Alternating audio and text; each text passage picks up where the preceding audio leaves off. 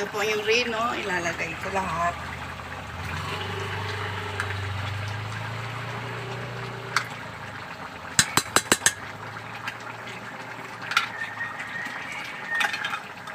Alam niyo ba ang reno, 35 na ang isa. Kamahal.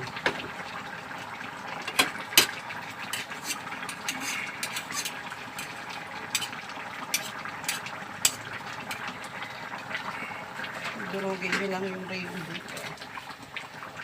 Ito po ay pag lumambot na, okay na. Medyo madami po siyang sabaw kasi yung mga customer gusto ay maraming sabaw.